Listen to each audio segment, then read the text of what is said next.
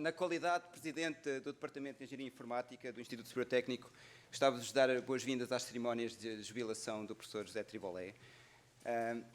Lamento não julgar para todos.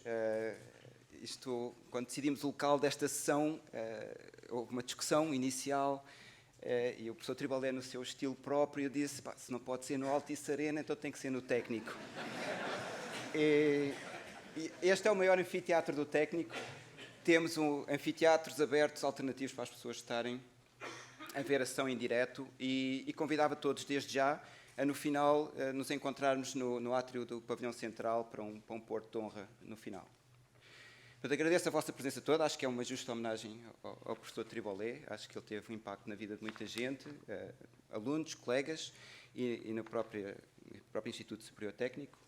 E por isso convidava o professor Arlindo Oliveira, Presidente do Técnico, a vir dar umas palavras exatamente sobre isso.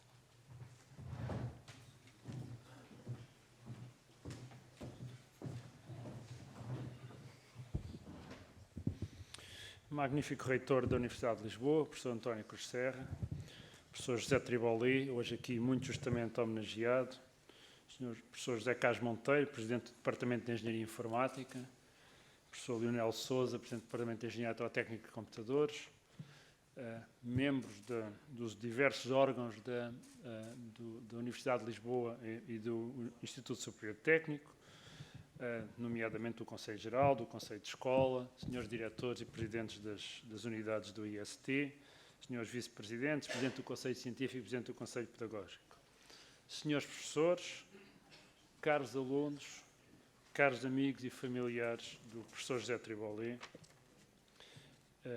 é com muito prazer que vos dou aqui as boas-vindas ao Instituto Superior Técnico e a este evento em particular, que é um dia importante, seguramente na vida do professor José Tribolé, que dedicou uma vida a esta instituição, mas também para o Instituto Superior Técnico.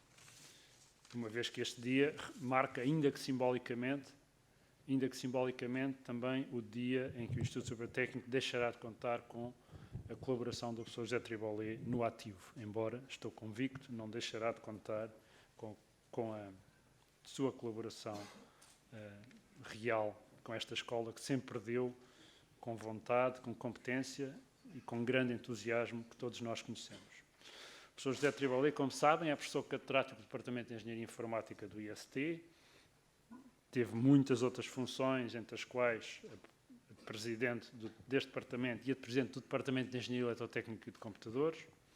É professor distinto do IST, uma distinção que é dada apenas a um pequeno número de professores do IST e que representa um reconhecimento de contribuições únicas.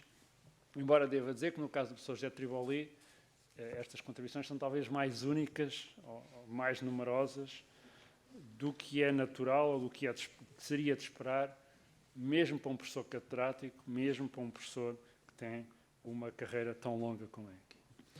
Lamentavelmente não preparei devidamente a lista completa de todas as muitas contribuições que o professor José Tribolé fez à escola e vou seguramente esquecer-me de algumas, mas desculpar-me-ão pela má memória e pela eventual omissão de algumas importantes contribuições. Ao longo da sua carreira, o professor Tribolé criou iniciativas diversas que foram as primeiras a ocorrer no Instituto Superior Técnico. Criou naturalmente o sistema INESC, que é mais do que... Criou primeiro o INESC, depois veio a converter-se no sistema INESC, que é mais do que uma instituição privada sem fins lucrativos. É uma instituição que, na prática, deu o exemplo para todo o país de como estas instituições complementam e são essenciais, e na altura eram ainda mais essenciais, para um sistema de investigação, especialmente numa altura onde as universidades estavam muito anquilosadas, muito limitadas no que podiam fazer. Este modelo veio depois a espalhar-se e é um modelo neste momento comum, mas não se esqueçam, não era comum na altura em que foi criado o INESC. Criou o primeiro mestrado no Instituto Superior Técnico, criou a licenciatura em Engenharia Informática de Computadores, que é neste momento, como sabem, a maior, mas seguramente uma muito importante licenciatura do Instituto Superior Técnico. Criou o Departamento de Engenharia Informática, criou a ideia e ajudou a implementar e a executar a ideia de um campus no Tagus Park e a própria ideia de Tagus Park. e criou um número tão grande de infraestruturas e iniciativas diversas aqui no Instituto Superior Técnico que nem sequer as consigo incluir todas, mas que obviamente incluem diversas iniciativas relacionadas com a melhoria de instalações, como a torre onde se vieram a desenvolver trabalhos que agora é conhecido como a Torre Norte, todas as instalações das novas licenciaturas e diversos outros edifícios e infraestruturas. Embora eu esteja aqui a fazer uma lista que é comprida, vocês percebem que qualquer uma destas coisas seria só por si uma contribuição enorme para o Instituto Superior Técnico. E eu não me importava de contar no currículo com pelo menos uma destas, e de facto é com alguma vergonha para que não conto. Mas pronto. Como professor e na sua função de professor, foi, como eu já referi, presidente do DEI e do DEC, foi também membro do Departamento de Engenharia e Gestão, como numa fase de constituição do mesmo, foi e é presidente do INESC, e foi, obviamente, orientador de numerosos professores do IST, muitos dos quais são catedráticos e outros, e muitos deles, se não todos, deram importantes contribuições à nossa escola.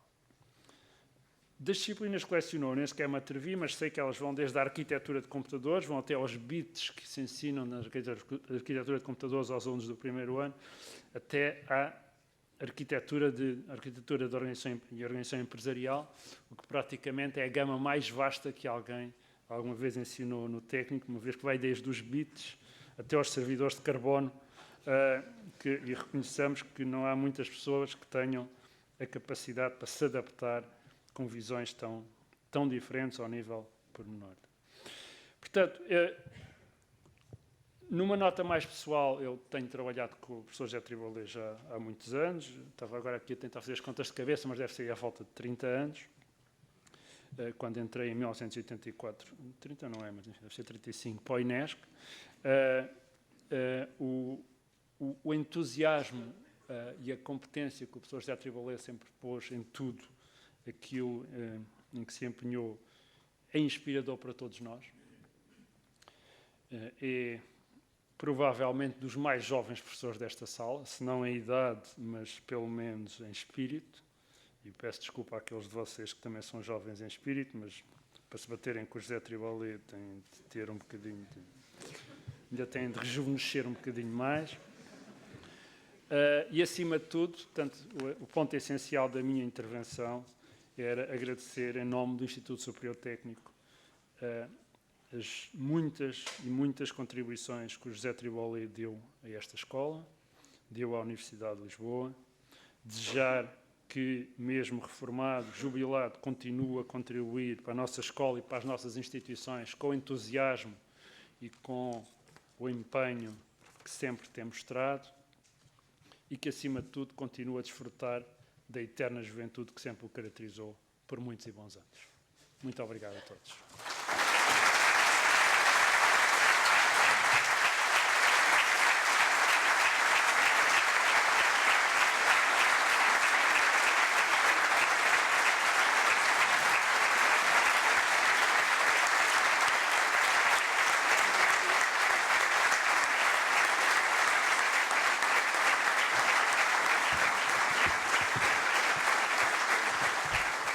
O que está aqui são duas serigrafias da Ana Vidigal que foram feitas, encomendadas pelo técnico no seu centésimo aniversário, e que reservamos para os VIPs que vêm cá. Portanto, espero que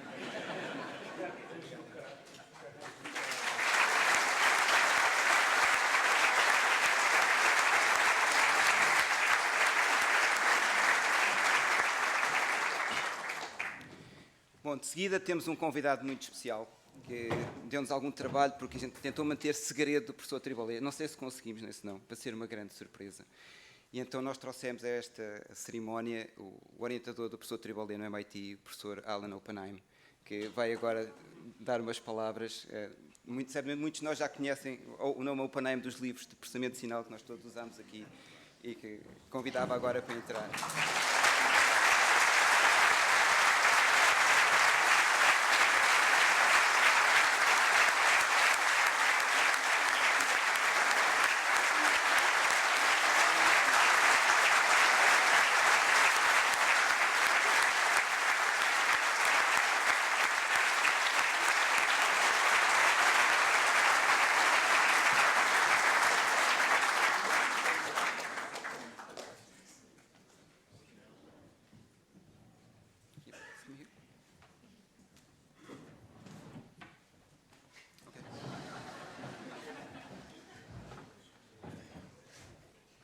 Well, okay, so, by the way, I want you to know that I wore my Portuguese tie. You can't see it from there, but actually, it's all fish. And if you look at the other side of it, seriously, there's a little cat someplace, and all there are fish bones. So that's and I was told that fish is the thing in Portugal, and I can tell you that I've had a lot of fish. Well, it's really wonderful for me to be here to honor a really dear friend, a colleague, and a former student, Jose Triboulet. Actually, before I met Jose, I would have referred to him as Jose. And then after I met him, of course, he corrected me, and now I feel very proud of the fact that I can say Jose.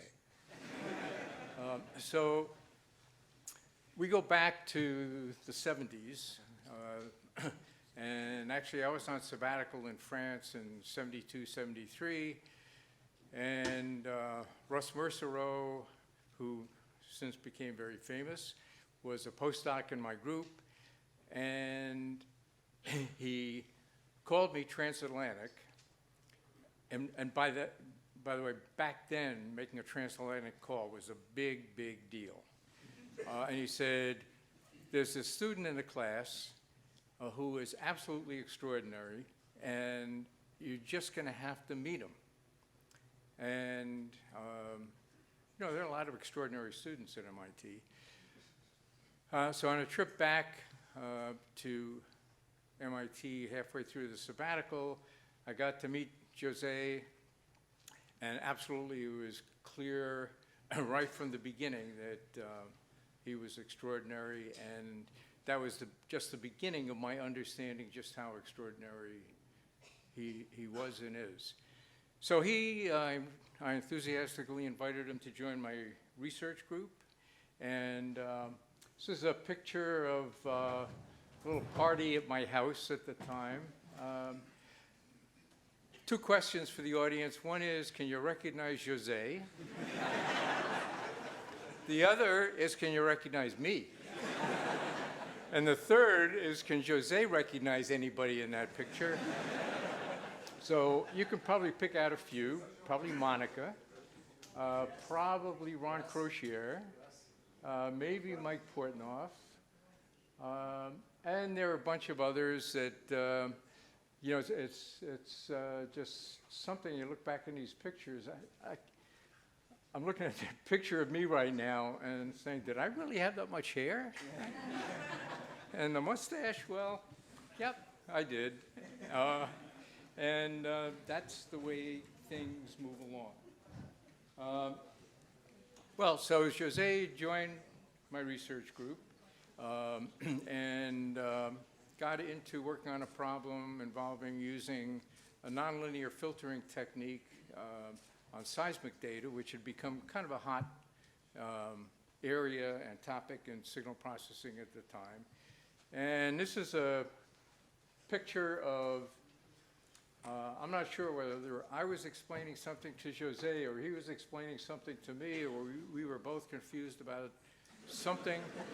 I can tell you for sure, guaranteed, we were not watching anything on YouTube. Now, that computer, we were very proud of that computer. It's a mini computer. Anybody in here recognize that computer? I do. Jose does. It's a PDP-9. And the PDP-9 was built by Digital Equipment Corporation, and we were very proud to have it. There was something called DEC tape. Very interesting thing that I felt I wanted to do when I was looking over the slides was to sort of do a comparison to today. Now, this is not a comparison to today. This is technology from that time. So the memory speed was 1 microsecond, roughly meaning that the clock was running at that speed, which for that time was pretty extraordinary for a mini computer. What's below that is a module from a different computer of the time, actually much more powerful than the PDP-9. It was about that size. I have it in my office, that thing, that module. And what it is 2 flip-flops. Seriously, 2 flip-flops. And, you know, you just compare the speed, and, I mean, a transistor was a can about that size, and compare that to the iPhone, where the clock speed on the iPhone is like several gigahertz. And how many of you know how many transistors there are in the computer chip in an iPhone? Anybody know the number? The number blows me away. 8 billion. That's with a B. 8 billion transistors just in the computer chip. So it's really pretty amazing where technology has gone. And when you look back at computers back in the day that José was doing his doctoral thesis, what you could accomplish with a computer like that was pretty extraordinary. And José wrote a pretty extraordinary doctoral thesis.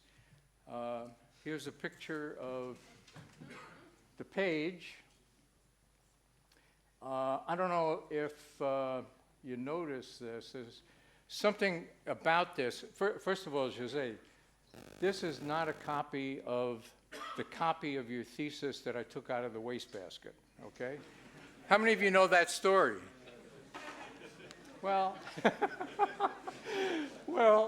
Isabel will tell you that story. Even though the story isn't true, it's a great story. So you're going to... Sorry about this. Yeah. You're sure? You're absolutely sure. Okay, thank you. Just in time, because when I was looking over my slides, I looked at this, and you notice the bottom line where it says accepted? It's not signed.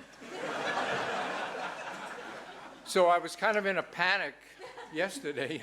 I called the department. They checked with the library, and yes, the one that was handed in really was signed. So that's quite a relief, because otherwise this whole picture would be a total sham. So it really is true that José wrote a doctoral thesis at MIT, turned it in, it was accepted, he got his PhD. Actually, not his PhD, he got the SCD, which is exactly, you have a box you check off. Do you want it to be SCD? Do you want it to be PhD? I chose SCD because my thesis advisor had at the time, and I think José did for the same reason, you know. I don't know if Bernardo is here. Is Bernardo here? I have a bit more beard these days. Yeah, well, that's Bernardo down in that picture. And Bernardo's about the same age as my daughter. I don't know if you remember my daughter, Justine. And she's now a commercial airline pilot, and it's really something how sort of life goes on. Now, going back to when I had finished my PhD, and I was talking to my mentor, who was Professor Amar Bose, and I was saying, do I want to do an academic career or not do an academic career? And he said, you know, the wonderful thing, the many wonderful things about an academic career is that you work with a generation of students, and then they work with a generation of students, and then those work with a generation of students, and it ripples on forever. And as a very serious comment, when people ask me, do I believe in the afterlife? I don't in a religious sense, but I believe in the afterlife that's associated with something like an academic career, and more broadly, the way your values, principles, ethics, etc., impact generation after generation after generation, and that's our afterlife. Okay, well, just to give you a sense of what the afterlife is as it develops for José. This is from the Mathematical Genealogy site, and you can go to that and kind of see the descendancy and generations for lots of people. And here is José's. I don't know if this is actually up to date or not, but if you go to that site and you click on José, then you'll see this page.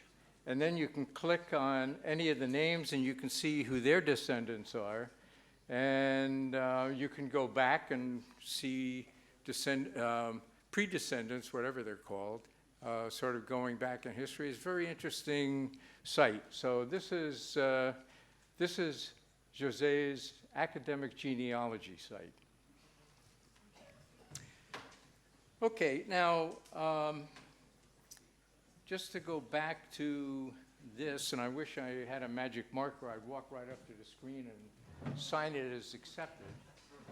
But we know it's accepted. We know you got your SED. And, you know, there's lots of scandals at lots of universities, so we have to be, very, very careful about that. Now, the thing is that in my research group at MIT, you're not really considered to have gotten your degree until you also participate in a certain ceremony that follows after your thesis defense, assuming you defended your thesis properly. Now, I apologize for this because what it involves is a very ugly tie. I don't know the origin of this tie. I don't know where it came from. We found this tie probably not too long after José got his degree. But part of the tradition has become pretty famous, actually, in our department, is at the celebration after your thesis defense, you have to wear the tie. Now, it just so happens that I have the tie. And José, you're not going to get to keep this tie, but you're going to have to put this tie on right now, and we're going to take a picture of you with the tie. Yeah.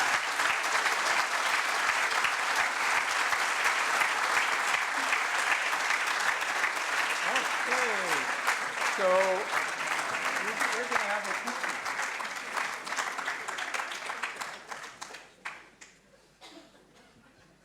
Now, you don't get to keep it.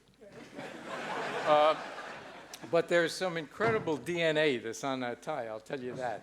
And now we have your DNA on the tie. Now, way back when the tie started, there was no such thing as Facebook and Instagram and whatever. Now there is. So who knows how viral this picture is going to go. But now that we have a picture of you with the tie, you can be officially declared to have received and defended your thesis at MIT. And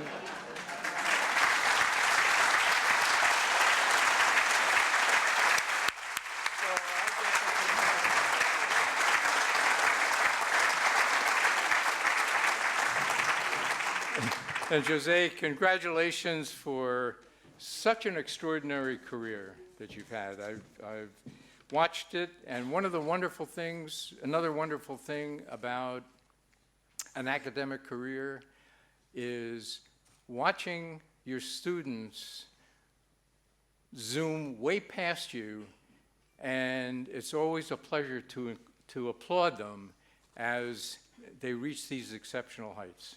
So again, congratulations, Jose.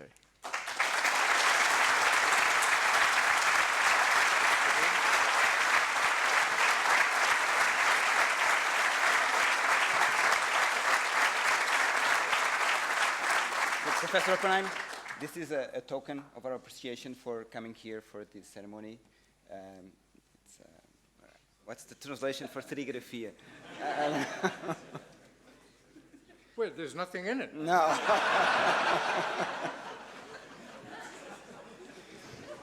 I'm going to let you, should we take it out? It is modern art. It's a very well-known artist from Portugal. Ah, thank you very much. Thank you. Thank you.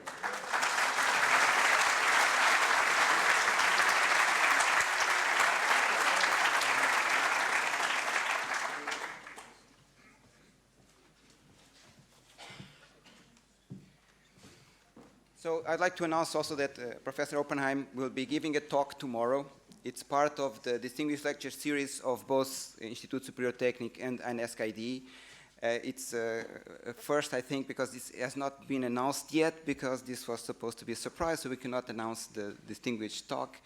But I would like to invite everyone to be here tomorrow at 11, the same place. And the title of the talk is How I Think About Research. Okay, so you're all invited.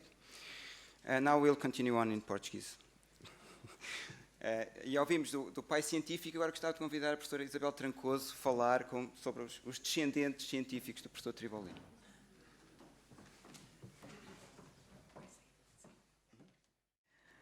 Caros familiares, colegas, alunos, amigos do professor José Tribolé, caro José, eu estou aqui em representação dos alunos da lista mostrada pelo professor Alan Oppenheim.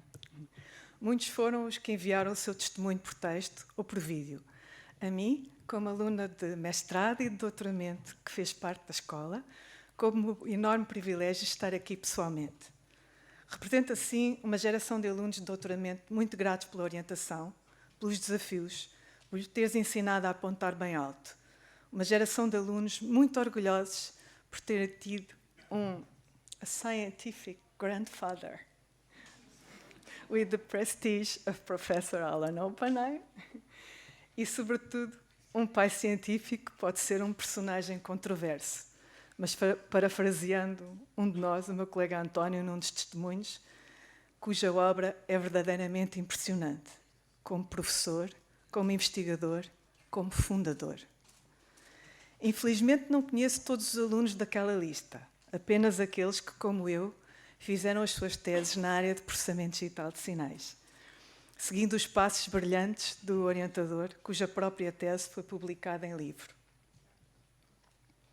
Cumpre-me assim destacar o papel pioneiro de José Tribolé na introdução da lecionação de processamento digital de sinais no Instituto Superior Técnico e em Portugal, tendo lutado contra a ideia de que o processamento digital de sinais se reduz a meras aproximações de cálculo numérico. Hoje em dia, esta área é uma das mais fortes áreas de atividade da escola, com uma grande projeção internacional e só por isso valeria um enorme reconhecimento. Tudo isso para além do papel fundamental na criação do primeiro mestrado em Engenharia Eletrotécnica de Computadores, o lançamento da licenciatura que hoje em dia é a LEIC e muitas outras contribuições já aqui focadas. Mas o papel pioneiro de José Tribolé em processamento digital de sinais foi muito além da escola e do país. Cabe-me também o privilégio de representar aqui a comunidade científica internacional que partilhou com José Tribolé os anos de ouro dos Bell Labs e reconhece o seu papel pioneiro no processamento da fala. A minha geração, que trabalhava nessa área, estudava pelo camelo. O camelo era o nome que dávamos a um extenso artigo que resumia de uma forma brilhante o estado da arte até à época. Foi lendo a nota de rodapé desse artigo que eu fiquei a saber que um camelo é um cavalo desenhado por um comitê. Comitê esse ao que o nome de José Tribolé obviamente tinha que estar associado, dado o seu enorme prestígio nesta área. Muitos dos investigadores dos Bell Labs de então, infelizmente, já nos deixaram, como o Jim Flanagan, o Mohan Sondhi. Outros já lutam com sérios problemas de saúde. Mas outros, tais como Bishnu Atal, Rich Cox, quiseram associar-se a esta homenagem e deixaram o seu contributo, realçando o papel pioneiro de José Tribolé num período em que se lançavam as bases da era moderna do processamento digital de sinais. Outros, como Rich Cox, foram ainda mais longe, realçando não só o papel pioneiro na invenção do Adaptive Transform Coder, mas também o papel que José Tribolé teve, se calhar sem saber, na própria vida dele, na sua própria carreira. Eu fui uma das pessoas cuja carreira foi mais influenciada por José Tribolé, não apenas por ter seguido os seus passos nos Bell Labs, para onde ele enviou os seus estudantes de doutoramento e eu mais tarde os meus, mas por me ter passado, literal e figurativamente, um cheque em branco. Literalmente, quando foi preciso tratar de detalhes logísticos da minha instalação nos Estados Unidos, mas figurativamente, quando me mandou em seu lugar para comitês em que se discutia o futuro do processamento da fala a nível mundial. Muito obrigada, professor, pela confiança que sempre demonstrou em mim, por me ter desafiado a voar tão alto, a mim e a todos os outros que estão aqui também, de certeza e com as minhas palavras, por me ter passado um cheque em branco. Obrigada.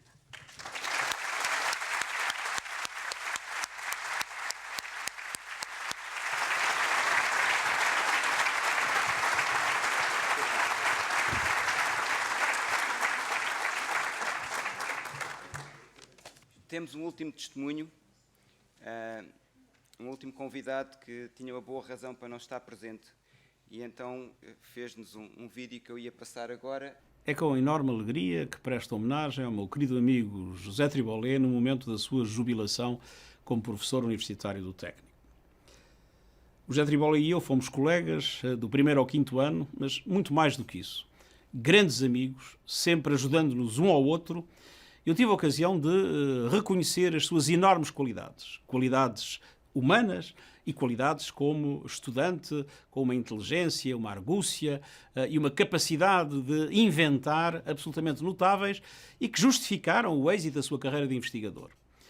Ele fez, aliás, na vida aquilo que eu sonhava fazer quando era aluno, quer no liceu, quer no técnico. Eu também queria ser investigador e professor universitário, mas depois a vida levou-me por outros caminhos, mas tenho, obviamente, muito orgulho em que o meu amigo José Tribolé tenha tido uma tão brilhante carreira como investigador, como professor, e tenha dado um contributo tão importante à vida do país e à vida da comunidade humana no seu conjunto.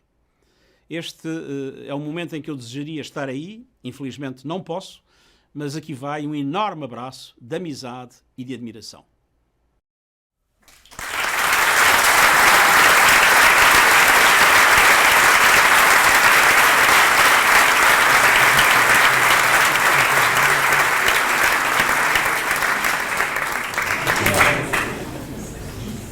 A pedido de um conjunto de ex-alunos, vamos passar aqui um conjunto de testemunhos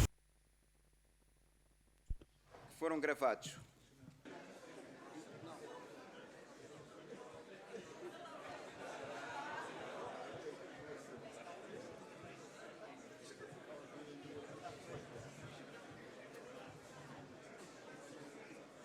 Portanto, para mim, eu só queria resumir toda esta carreira do Tribolé numa palavra que eu, para mim, acho que a palavra principal é a palavra que melhor define o Tribolé, se tiver de escolher uma, a palavra inovador.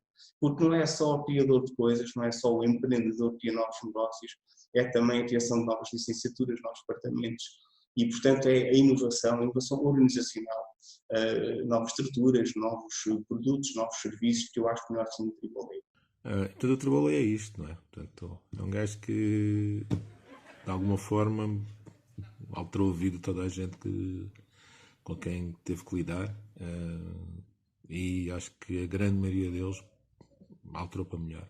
E, embora o mundo não seja perfeito, mas é personagem único, não é? E vamos ficar com muitas saudades.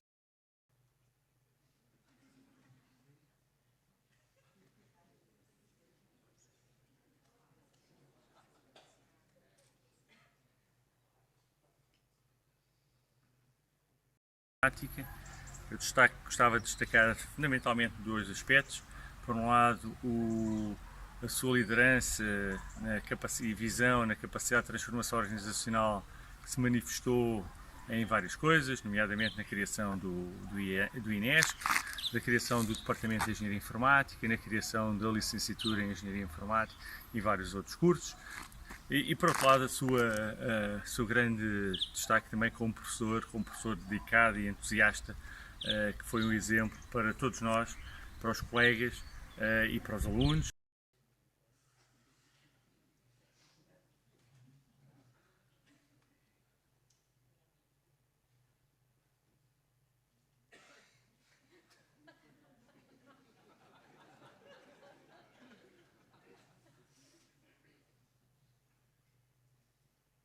Eu fui um dos primeiros orientandos do Tribolé. E nos primeiros tempos houve assim um período de estudo mútuo, até confiarmos um no outro. A partir daí passámos a ter discussões daquelas de fazer tremer o INESC. E tenho imensas saudades dessas discussões, porque é muito difícil encontrar alguém com quem vale a pena discutir.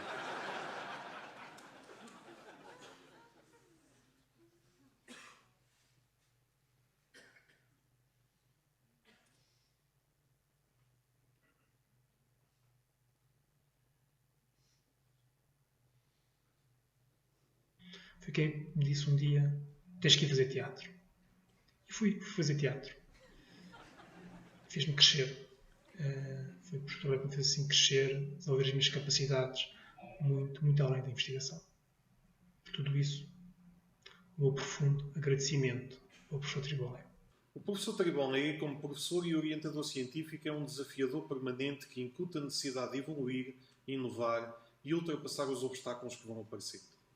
Muitas vezes, nas reuniões de orientação que tínhamos, me dava orientações que me surpreendiam e nunca lhe confessei isso. Não me lembro de nenhuma que meses e às vezes até anos mais tarde não viessem a fazer todo o sentido.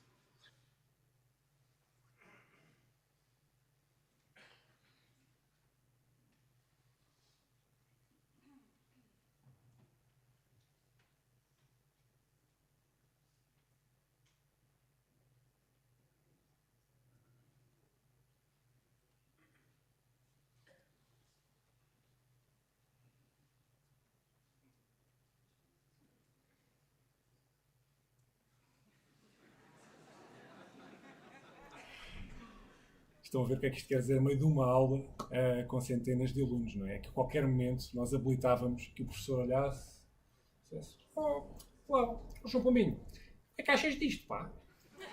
Como podem imaginar, uma cadeira que é baseada em casos de estudo empresariais, para preparação em casa, análise conjunta durante a aula, era algo positivamente fora do formato de uma escola de engenharia. Estamos a falar de há quase 20 anos.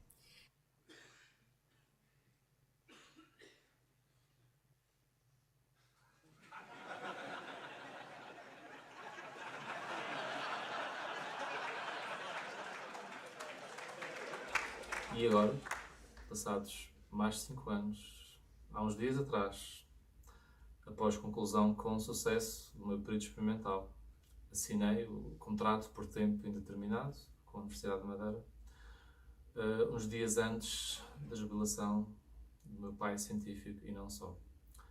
Já a Madeira é a minha terra natal e, portanto, é para mim muito simbólico e especial a quase coincidência destas duas datas.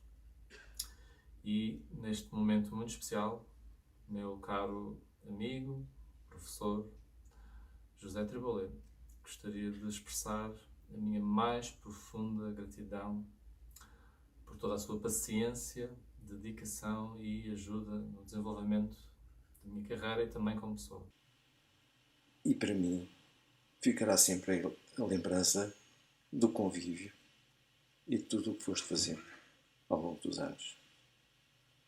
Felicidades, sabes que o técnico vai ser sempre a tua casa e tu vais ser sempre o símbolo do INESC.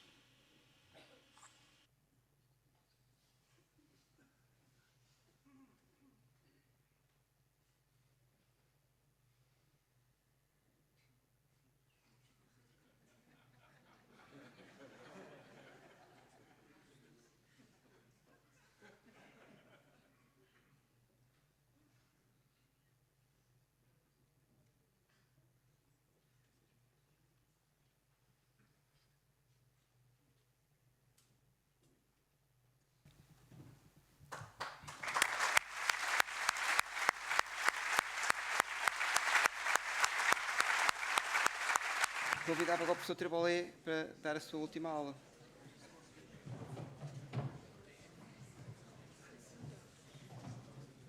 Muito obrigado.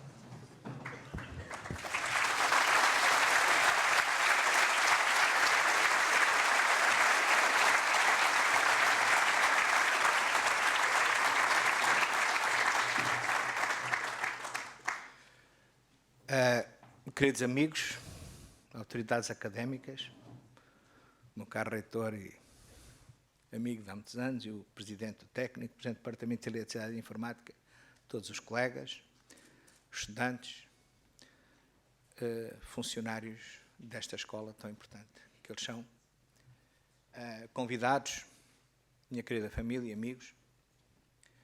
É evidente que para mim é com muito gosto que estou aqui, que participei e vivenciei estes momentos with my old torturer, Professor Oppenheim, and good friend.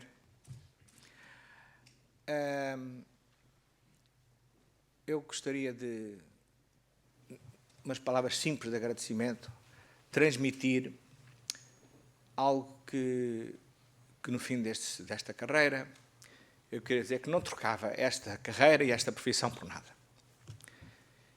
Por várias razões, a primeira das quais o professor Oppenheim já referiu, é a capacidade de nós nos vermos prolongar no futuro ainda em vida.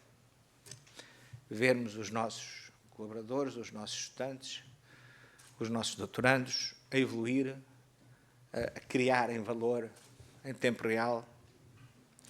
É evidente que alguns deles a gente arrepende-se e achava que devíamos ter morto logo à nascença. Fazemos alguns erros, mas é algo que é uma oportunidade extraordinária, porque é muito difícil nós não vermos a beleza e o valor da vida quando a gente assiste isto ao vivo, não é? A gente a criar valor nas pessoas, através das pessoas, é espetacular. Em segundo lugar, o facto de estarmos numa escola, as escolas em que eu vivi, a quem devo muito, para além de, obviamente, a minha família, os meus pais, os meus irmãos inicialmente, a minha escola de criança, ainda antes de qualquer enquadramento institucional, no polígono de Tancos, onde vivi uma vida espetacular, que pouca gente pode imaginar um miúdo poder viver, no meio de gente da terra, de soldados, brutos numa porta, de sargentos, de oficiais, de cavalos, de carros de combate, e um gajo ali a brincar. Aquilo era tudo meu, é bestial. E em grande liberdade. O Colégio Militar, instituição absolutamente fundamental naquilo que me conformou e consolidou em termos de valores, de prática, disciplina, camaradagem, lealdade, dedicação ao nosso país. O técnico, onde prolongou muita desta formação, associada a um grande rigor de formação de base matemática, científica, depois aplicada no domínio da engenharia, onde tive professores extraordinários, entre eles o professor Abreu Faro e outros a quem devo muito, o professor Figanier, e muitos outros. E depois no MIT, onde pude viver num ambiente ímpar, de pessoas completamente anormais, e passado um bocado estamos conformados com a nossa normalidade no meio daquela anormalidade toda, e sentimos bem, e haver amizade, camaradagem. Professor Oppenheim did not mention important events that he always organized himself for our group, events in Cape Cod, where we had very nice fish that he would fish and force us to eat, grilled by himself on the beach. And these were very, very important environments for human relations to develop and true friendship. Depois, mais tarde, a minha ida para os laboratórios Bell, onde pude vivenciar uma verdadeira fábrica de conhecimento, organizada, de um rigor extraordinário, de gente de uma qualidade impressionante, com o famoso Departamento Zero, que era os Prémio Nobel. Não é? E que, digamos, me fez interiorizar o facto é que isto de produzir valor e conhecimento, isto faz-se organizadamente, industrialmente, isto produz-se. Isto é como um chefe, se eu tiver os ingredientes certos, aquilo faz-se, desde que tenha bom material. Não é milagre, não é especial, é preciso ter as coisas certas. E o regresso a Portugal, onde depois voltei ao técnico e pude desfrutar de uma carreira num ambiente, sobretudo, caracterizado por liberdade e responsabilidade. O técnico, a nossa universidade, é um espaço absolutamente privilegiado para as pessoas poderem ser livres e agirem com responsabilidade. E nunca me senti coartado no técnico e nos seus muitos dirigentes. Não são assim tantos o nível top, mas os dirigentes do técnico sempre procuraram ajudar e dar condições para fazer coisas que eles acreditavam que eram bom para o técnico e para o país. E dizer isto de uma organização já é dizer imenso de uma cultura e de uma instituição. E, portanto, isto é para dizer que, ao terminar formalmente esta carreira, nesta jubilação, que, aliás, eu costumo dizer, eu jubilo-me, o técnico rejubila, eu quero dizer que isto foi um privilégio. Quer dizer, sinto-me privilegiado por ter podido desenvolver a minha atividade nestas condições.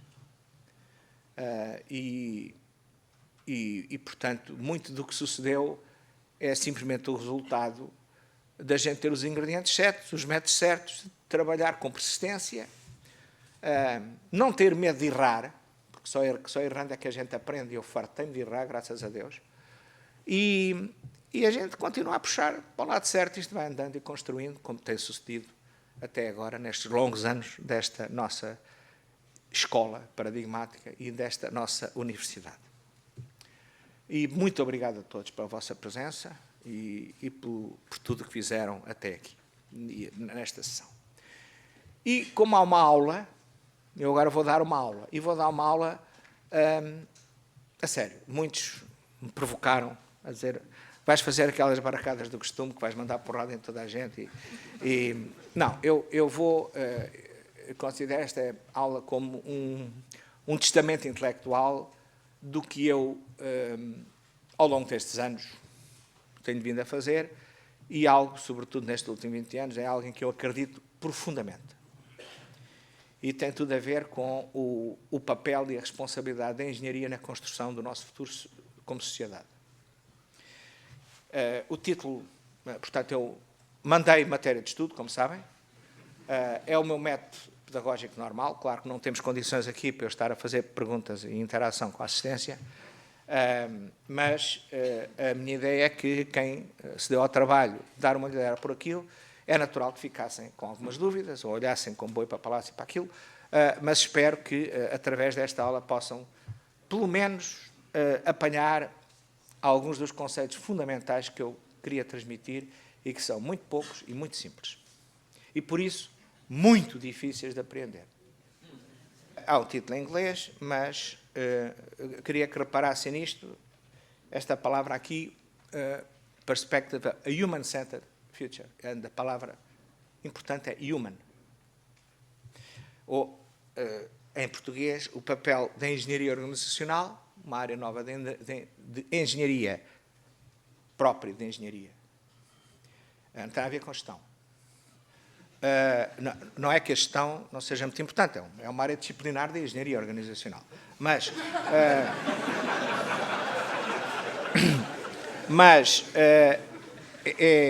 é uma nova engenharia que está a emergir, e digo isto com a mesma convicção com que em 1972, 73, 74, nos workshops muito importantes chamados Arden House Workshops, onde se discutiu o processamento digital de sinais e o mundo todo dizia que nós fazíamos cálculo numérico e nós dizíamos, não, isto é uma coisa nova.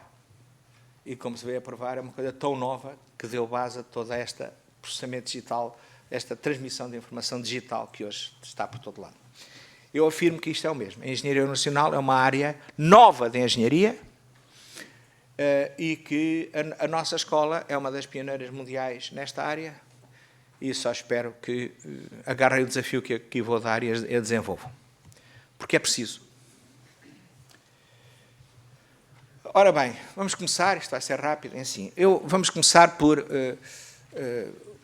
tentar perguntar o que é uma organização. Já agora, internacionalmente, esta área chama-se Enterprise Engineering. Eu, para esta audiência, vou substituir a palavra Enterprise por organização, para que não haja qualquer confusão com qualquer ideologia capitalista e que eu estou aqui a defender, que é preciso ter lucro para os capitalistas. Não, isto não tem nada a ver com isso. Portanto, vamos chamar a organização, está bem? Qualquer, formal, informal, uma família, um clube de futebol, um clube de futebol é um mau exemplo, mas, enfim, a nossa escola, a nossa universidade. Portanto, o que é uma organização? Porque a engenharia lida com a realidade, usando metodologia científica. A primeira coisa é o que é a realidade, qual é o objeto da nossa engenharia. Estamos a olhar isto. Qual é o objeto da engenharia organizacional? As organizações. Então, o que é uma organização? E peço ao professor Bani Costa e a outra malta de gestão, cala a boca agora. Bom, em primeiro lugar, uma organização existe, independente de nós. Age, tem comportamento, interage. Constitui uma entidade que existe no nosso mundo, no mundo de cada um de nós e no nosso mundo coletivo. Portanto, é a mesma coisa do que uma cadeira, do que uma árvore, do que um cão. É algo que existe. Existe no mundo físico e obedece às leis da física e a outras. Só o encarar isto desta maneira já é um bocadinho revolucionário para a maior parte da malta. Porque acham que isto de organizações é tudo os meninos a dançar à volta da fogueira e tal. Numa organização, a realidade física, sociotécnica, dinâmica, é uma realidade física, sociotécnica, dinâmica, que interage continuamente com o seu meio ambiente, transformando e sendo transformado. Portanto, está em constante interação. Não é? Isto são tudo verdades lá para isso. Não estou a dizer nada de novo. Aliás, eu não vou dizer nada de novo desta conferência. O somatório é que é novo. Uma organização é uma realidade construída pelos homens e que tem atributos emergentes, decorrentes das suas propriedades intrínsecas e das suas relações extrínsecas. A organização é feita de quê? A gente quer, engenheiros, a gente quer ter a mão na massa, não é? Deixa-me lá agarrar na organização. A organização é feita de quê? O que é que faz? O que é que ela é? Bom, a organização é constituída por uns elementos ativos, vamos chamar atores, que têm a capacidade autónoma de agirem, quer no mundo exterior, quer no seu interior. Atuando em rede, estão interligados, e em tempo real. Epá, por favor, em toda esta aula perceba o seguinte, tempo real é a palavra-chave. Porque o tempo está sempre a passar, tic, tic, tic, tic, tic, e não para. E, portanto, atuam em rede, em tempo real, e pronto, isto é uma oração, é uma rede de atores. Então, tic, tic, tic, agir. E uma das coisas, como, aliás, em qualquer outra realidade física, a atuação de cada ator empresarial nunca é 100% previsível. Como isto sucede em qualquer área de engenharia. Qualquer dos elementos de qualquer domínio de um sistema, seja elétrico, mecânico, químico, nunca é 100% previsível. Toda a gente sabe isso, não é verdade? O que a organização faz é simplesmente a resultante do que os seus atores fazem, isto é, dos atos que praticam ao longo do tempo. Cá está, uma lá paliçada à tribolé. Isto é trivial. O que a organização faz é o que a malta faz, pá. Se não formos nós a fazer, quem é que faz? Não há mais nada. Só há os elementos ativos, só há aqueles. É evidente, não é? Pois, mas a questão é que não é mais nem menos que isto. É só isto. O que a organização faz é única e simplesmente o que os seus atores fazem ao longo do tempo, sem parar.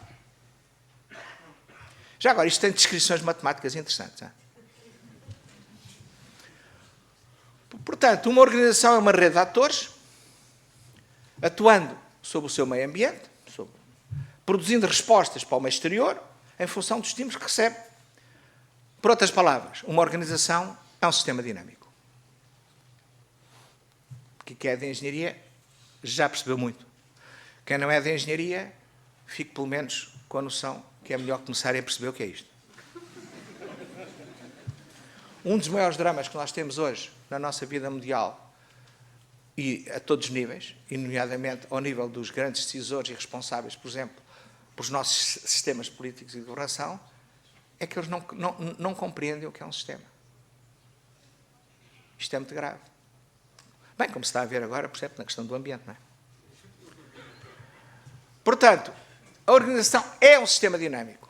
Em termos científicos, portanto, obedece à teoria geral de sistemas.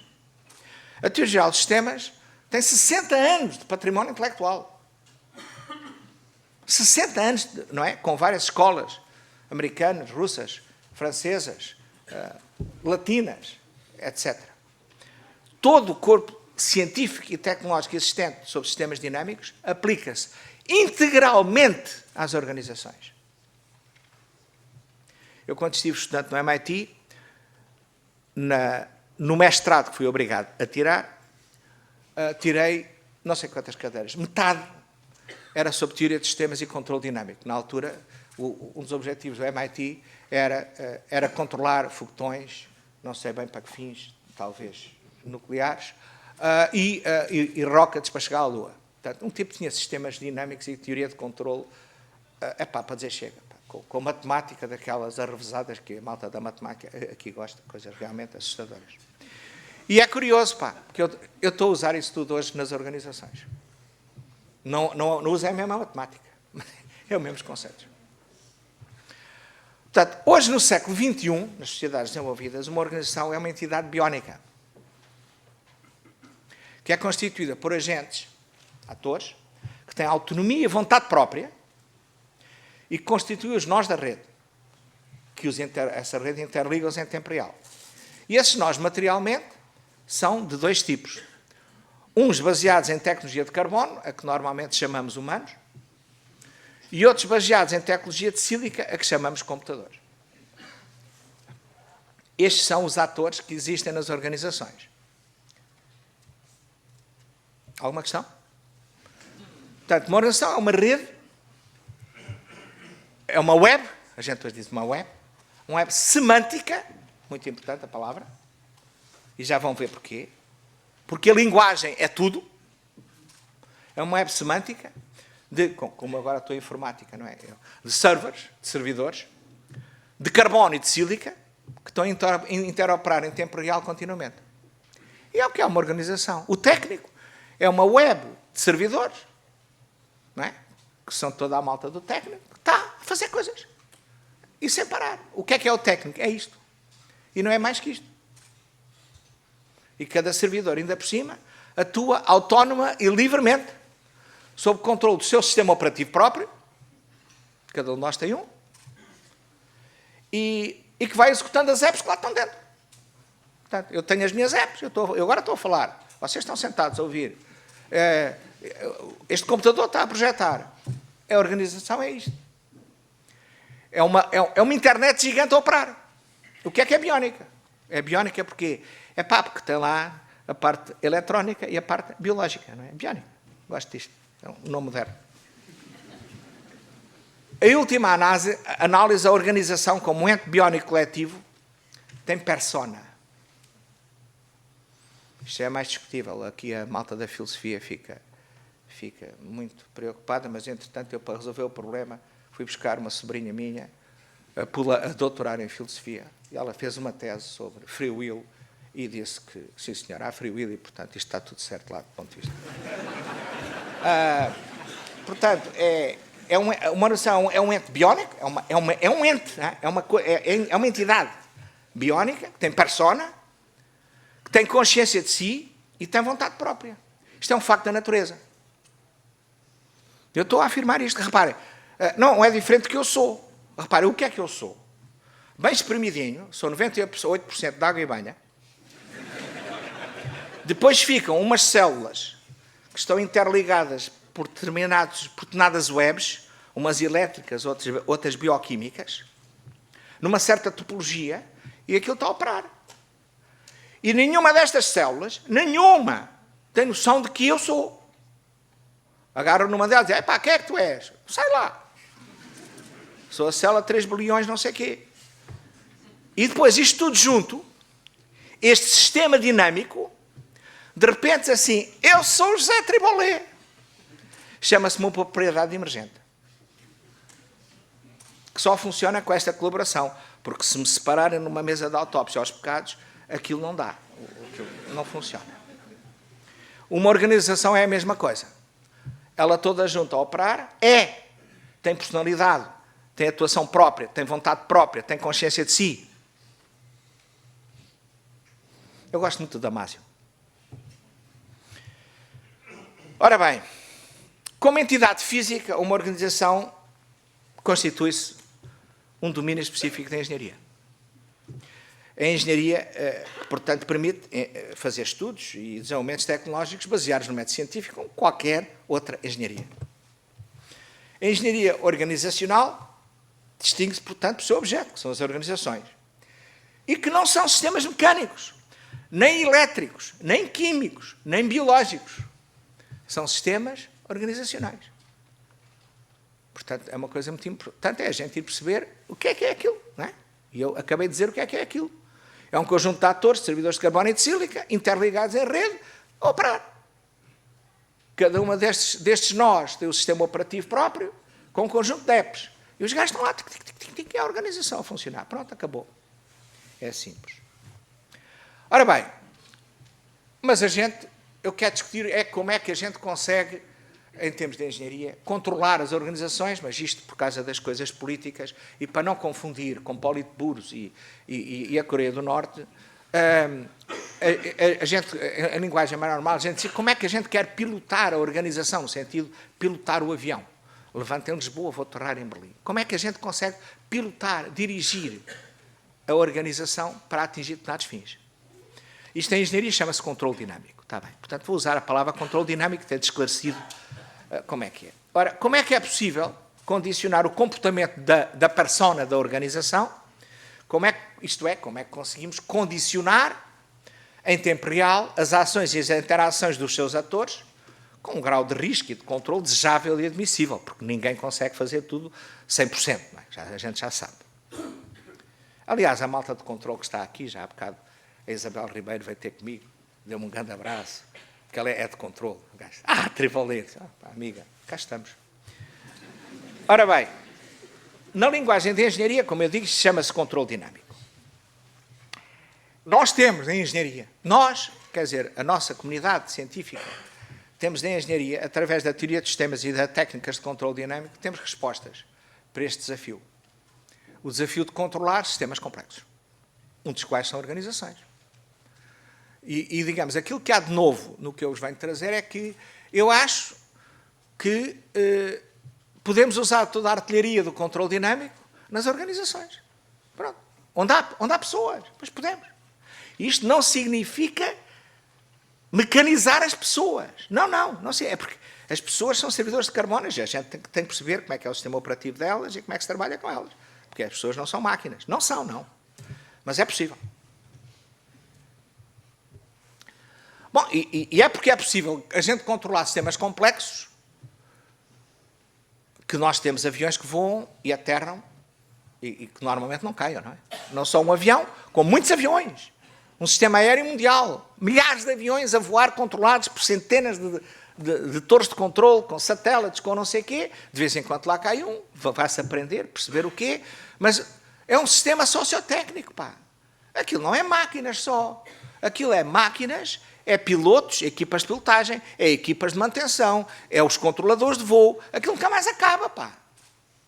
Aquilo é uma grande organização onde a malta já provou que pode ter um sistema controlável a um grande nível, muito complexo e em tempo real. Não é nada de novo. A mesma coisa que uma central nuclear, com TGV, com o supermercado Continente a funcionar, com uma Auto-Europa. É igual. Portanto, a ideia base disto tudo é aplicar o controle dinâmico às organizações. A ideia base é que a organização é um sistema complexo, resultante desta interoperacidade em rede, de subsistemas vários, de uma forma recorrente e recursiva. Estas palavras recorrentes e recursivas, aqui é importante porque, e isso que é importante, a contributo da engenharia informática e da ciência da computação e também da engenharia autotécnica, porque os conceitos de recursividade e de recorrência são pensamentos algorítmicos profundos e que não nascem, a gente não nasce ensinado com isto, é preciso perceber a sério o que é que isto quer dizer. Mas percebe-se, hoje sabe-se. Pronto. Portanto, uma organização é um sistema que é um conjunto de subsistemas, que é feito por subsistemas que interagem todos com os outros, é cagando a confusão que isto é. Para a organização conseguir condicionar o seu comportamento, ela tem que ter a capacidade de saber em cada momento em que estado se encontra. Isto é uma coisa muito importante. A organização tem que ter consciência de si. Dizer, o que é que eu sou neste momento? Agora. Não é daqui a 6 meses. É agora. Em que estado estou? Tanto quanto é possível determinar. E para onde é que eu pretendo evoluir? Quer dizer, eu quero ir para onde? E, portanto, eu estou aqui, quero ir para ali, faço uma trajetória e depois tento pilotar o avião para lá. Quando eu digo eu tento pilotar, quer dizer, a organização. Não estou a dizer que é o COO nem o Conselho de Administração. Normalmente esses são os que menos percebem do que está a suceder.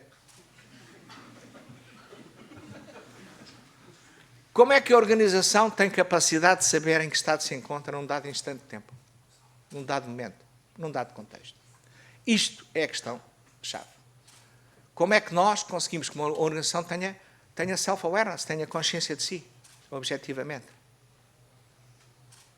É giro, porque a gente hoje, quando vai a guiar de um lado para o outro, e liga o nosso sistema de navegação, aparece um ecrãzinho, temos o telemóvel ligado, e a gente está ali e vê, olha, estou aqui, olha, há um acidente ali, estou-me a aconselhar.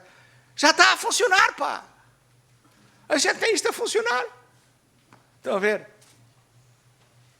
Estou a perceber o que eu estou a dizer. A malta tem isto a funcionar por todo lado no mundo. A gente ainda não percebe como é que usa isto tudo para artilhar e melhorar, engenheirar as nossas organizações para um conjunto de objetivos que vamos dizer, nomeadamente, a serem controláveis e responsáveis. Esta capacidade de saber de si só pode existir se a organização estiver dotada de sensores que registram os atos elementares realizados pelos autores em cada instante. Eu só posso registrar os atos realizados pelos autores depois de eles serem realizados, não é antes. Uma coisa é prever, acho que ele vai fazer isto. A outra é o que é que ele fez. Isto é muito importante nesta altura das eleições. Esta capacidade chama-se observabilidade em termos técnicos. Uma organização que não esteja capacitada, por instrumentação adequada, para se auto-observar, não tem capacidade para se controlar. Sem observabilidade, não há controlabilidade. Por isso é que o sistema financeiro mundial, neste momento, desde que, a partir dos anos 90, se começaram a interligar as praças financeiras todas umas às outras, devido à evolução da tecnologia, das redes, da internet e tal, o sistema ficou incontrolável. E está incontrolável. O sistema financeiro mundial está incontrolável. Porquê? Porque não foi desenhado nem tem instrumentação para ser observável em tempo real. De onde? Façam Basileia 1, 2, 3, 24 e 25 e mais todas as certificações e auditorias, que não é controlável. Porque para ser controlável tem que ser engenheirado para ser observável e depois engenheirado para haver atuadores para controlar em tempo real. Isso não está feito. E é grave. Agora vamos a outra coisa. Temos cá humanos, pá. Ora, é um facto que cada ator, nomeadamente os humanos, mas não só os humanos, como vimos nesta apresentação, quando a Isabel tentou apresentar qualquer coisa, não é? O aparelhinho da Isabel fez o que quis, não é?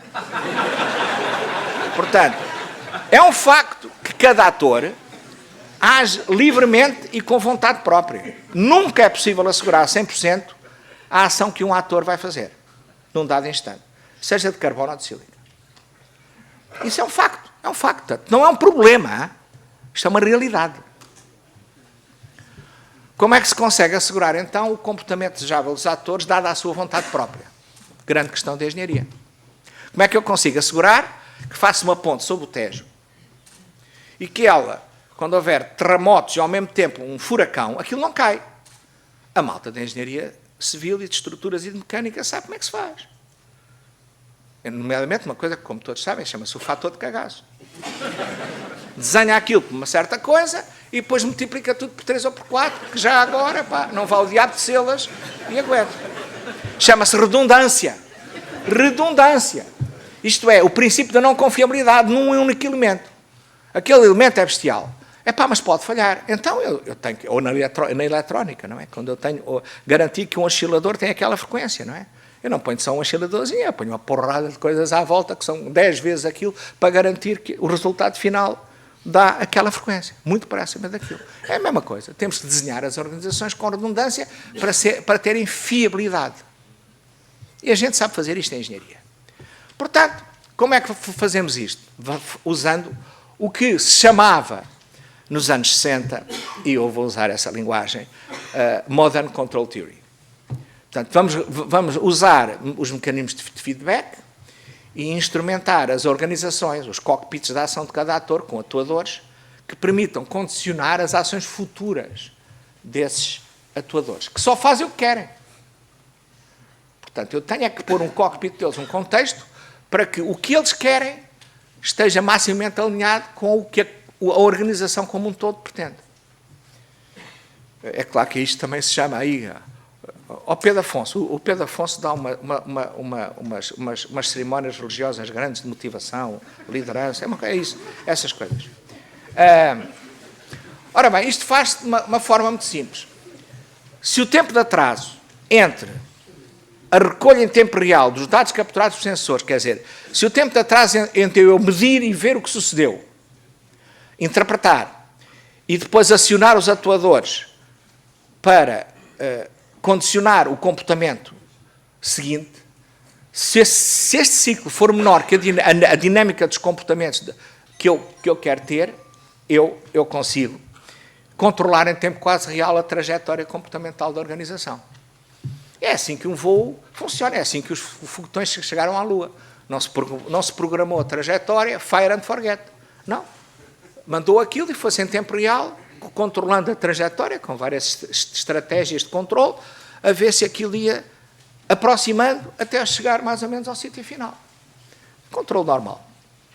E é o que nós temos que ter. Temos que ter os sensores a medir o que está a passar, a recolher os dados para comparar com a situação que existe e com o que nós queremos ter, e depois atuar os atuadores para ir mexendo as coisas para ver se aquilo vai em direção ao aeroporto onde a gente quer aterrar.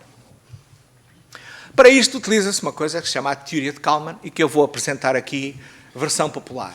Os meus estudantes já viram estas figuras há muitos anos. Os meus estudantes já me disseram várias vezes que eu não uso estas figuras, que isto é ridículo. Já fizeram em trabalhos deles figuras muito mais bonitas, mas isto é tudo malta que depois foi tirar o MBA e sabe fazer PowerPoints muito lindos. Mas eu não tirei o MBA. Mas eu vou aplicar, como é que se aplica a teoria de Kalman ao controle dinâmico de uma organização? Em primeiro lugar, vamos reconhecer o que é uma organização. Uma organização é isto tudo que está aqui. Ok? Na parte de cima está a chamada ação direta. Isto parece o IRA irlandês, a ação direta. Há umas entradas e a gente reage, faz umas coisas e, portanto, afeta o mundo exterior nas saídas. Ação direta. E depois há um feedback. Há a malta observar o que sucedeu, refletir e ver como é que vamos a seguir agir. Todos nós somos assim, não é? Reparem, cada um de nós, eu, por exemplo, neste momento, eu tenho 2 níveis principais no meu sistema, não é? Eu estou a produzir discurso, ao mesmo tempo estou-me a ver aqui como ator perante esta plateia. Eu sou ator e espectador, ao mesmo tempo. Cada um de nós é assim. Portanto, há o ator e há o espectador na organização. Ali dentro representa a organização como um engenheiro deve representar a realidade. A realidade não são aquelas caixinhas bonitas que os gajos dos MBAs mostram. Com as estruturas, tudo muito bonito, tudo arrumadinho. Os princípios, não, isso é tudo muito bonito, mas é para francês ver. Quer dizer, a realidade, então, em Portugal é isto. É um caos, da malta a fazer coisas, não é? E isto está a acontecer. É a vida a acontecer. É vivo, está vivo. E dentro desta realidade, quando a gente vai instrumentar a organização, vai instrumentá-lo com os pontos onde nós podemos medir o que está a suceder em termos de computadores. Vou lá ler se está lá um 0 ou 1 naquele registro, não é bem isto, mas vou ver se o gajo está na sala ou não está na sala, se está a dar aula ou não está a dar aula. E há o estado, e há a parte de controle. Quer dizer, o gajo não está a dar aula, agarra no gajo pelas orelhas e põe o gajo a dar aula, por exemplo. Não é? Pronto. Há variáveis de controle e há variáveis de observação. E sensorizar a organização é isto. É desenhar a organização para ter um conjunto de pontos de observação e um conjunto de pontos de atuação que me permita pilotar a organização. E depois o modelo de Kalman, que é um modelo radicalmente diferente que havia até ao princípio dos anos 60, que era o modelo de controle do Norbert Wiener, do MIT, que recebeu um prémio Nobel, fez coisas muito importantes. O Kalman, que aliás é um tipo curioso, porque o Kalman era estudante do Wiener, e disse que o Wiener era um imbecil e que ele tinha um modelo muito melhor, que era um modelo baseado em máquina de estados, como se chama. E, portanto, não passou no exame de admissão um dos exames de admissão para o MIT, que há muitos, para o doutoramento, não passou não foi o género, foi outra especialidade, e ele foi-se embora, foi para Stanford. Doutorou-se em Stanford, a NASA e tal usou toda esta parte do Kalman para controlar lá as coisas todas, e eu estava no MIT quando ele, pela primeira vez, voltou ao MIT Harvard, onde deu uma aula aos professores da MIT Alva, e vocês deviam ver o que é arrogância. Epá, foi um enxerto à porrada naqueles gajos todos. Uma coisa, pá, que eu nunca esqueci. O Kalman era um bocado imbecil, mas, quer dizer, mesmo assim, aquilo era... Mas o Kalman impressionou-me muito. E o Kalman no feedback, o que é que o Kalman diz assim? Em primeiro lugar, eu vou aproximar a realidade da organização não por um espaço infinito de variáveis, não é? como deriva da análise contínua, mas vou por um espaço discreto. Ora, eu estava muito sensibilizado a estas coisas de espaços discretos e digitalização. Portanto, vou pôr isto como uma máquina de estados, tem um número limitado de estados, e, portanto, e depois o que é que eu faço? Aqui no feedback, vou ter 3 coisas separadas. Tenho o observador, hoje tem nomes mais bonitos, chama-se Data Lake. Data Lake. É onde a gente vai buscar os dados todos que recolha, mete lá para a piscina e diz, pronto, já tenho dados. Mas mete-se o Data Lake. Estes dados depois têm que ter significado para o ser humano. O ser humano tem que perceber o que é que aquilo quer dizer. Eu dizer assim, 24. 24 quê? 24 graus centígrados nesta sala. Ah, bom. Tem que dar contexto. Então, eu tenho aqui uma parte que se chama o modelador. Tenho uma bateria de modelos, um modelo. Há muitos métodos de modelos. Há modelos a priori, a posteriori, neuronais, Markov, sei lá, caraças de modelos de todo lado. Pronto.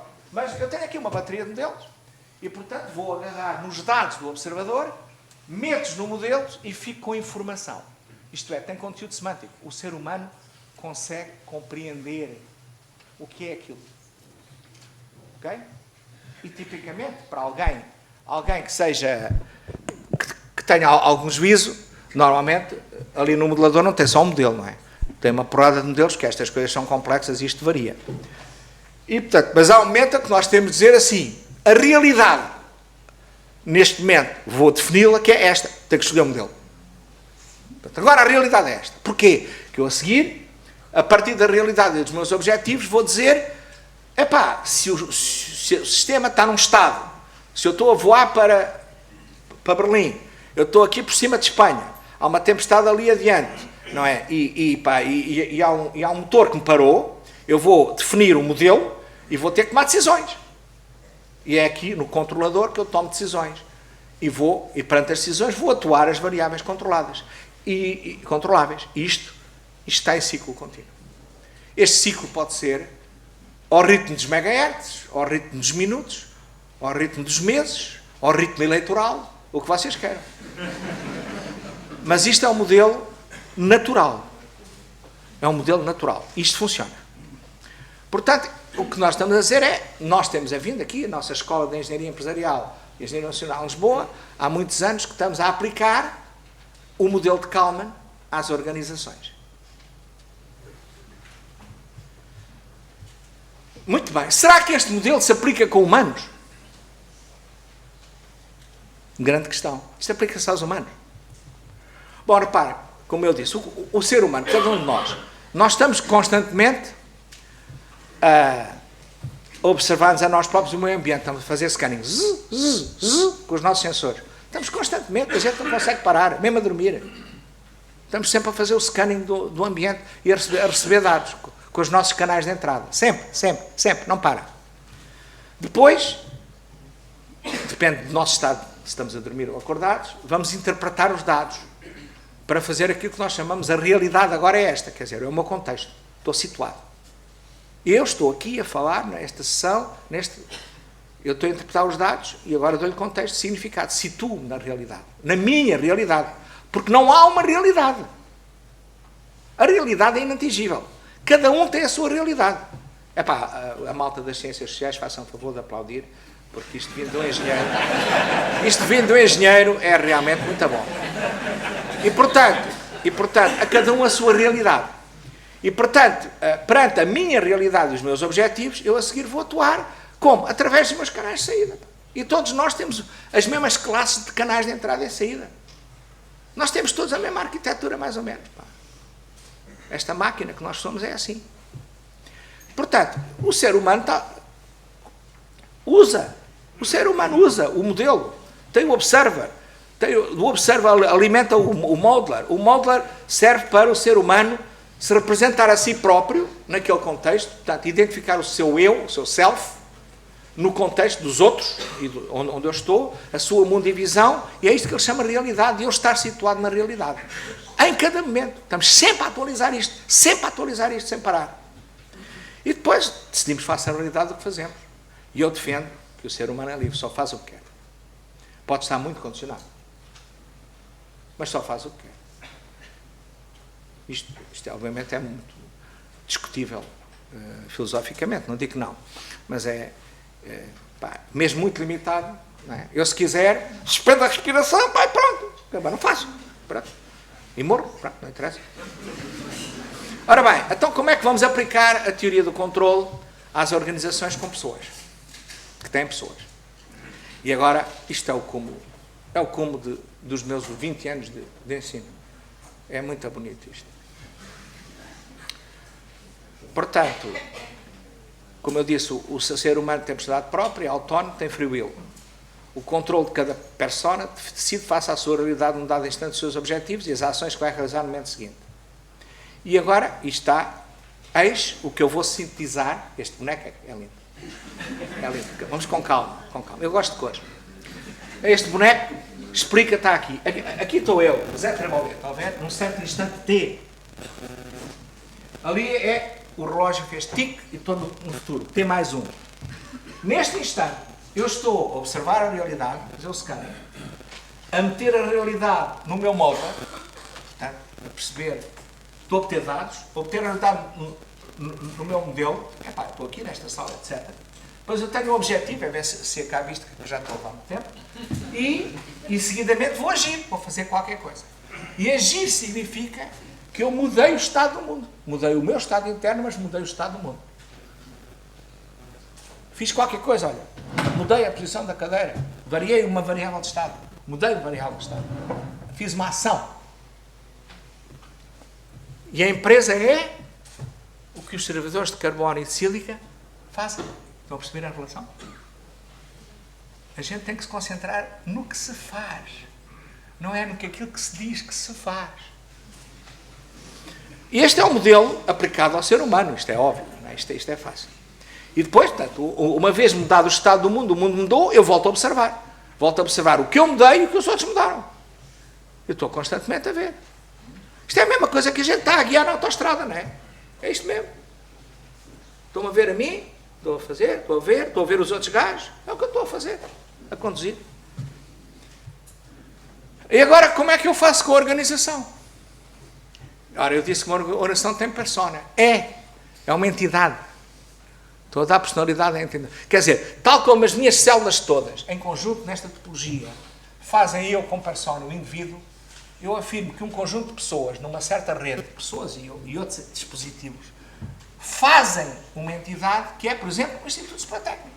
O Superior Técnico ou o Colégio Militar são. Claro que só são se tiverem atores humanos, se tiverem um conjunto de coisas, mas são. Existem. Têm persona. As instituições são muito importantes. E, portanto, a instituição, a organização, faça a realidade, observa e tal, e decide o que é que vai fazer. Então, como é que é? Isto é mesmo bonito, desculpa. Isto é mesmo bonito. Estão a ver o que eu fiz? Agora tenho a organização aqui à esquerda. Que agora vou-lhe dar persona. Isto é o técnico. O técnico, o que é que está a fazer? Está a observar o mundo.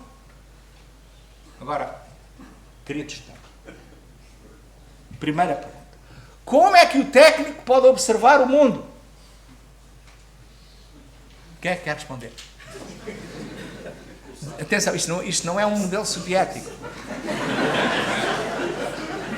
É muito simples.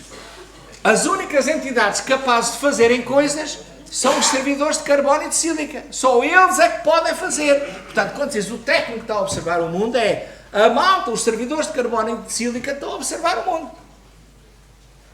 Está a ver? Quer dizer, toda a gente vai aprender sistemas distribuídos para perceber o que eu estou a dizer. Mas isto é importante. A organização, que é os atores todos a agir, estão a observar o mundo.